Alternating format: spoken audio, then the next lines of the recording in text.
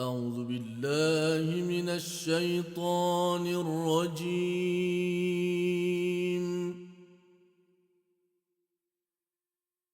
وقضى ربك ألا تعبدوا إلا إياه وبالوالدين إحسانا.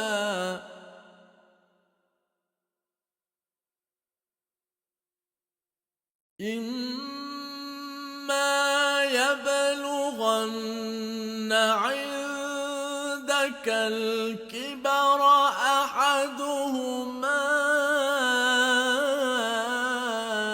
أو كلاهما فلا تقل لهما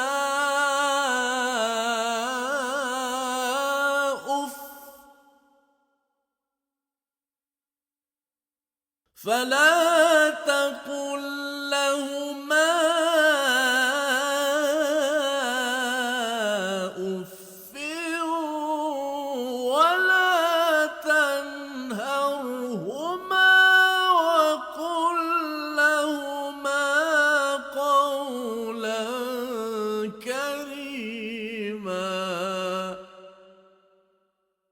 صدق الله العظيم.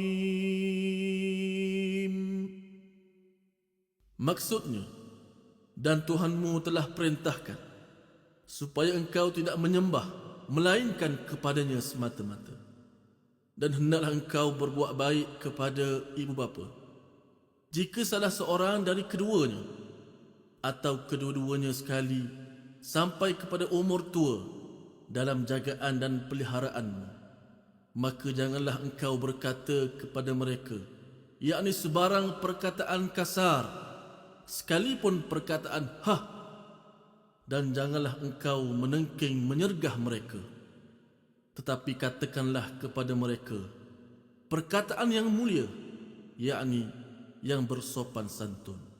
Surah Al-Isra ayat 23.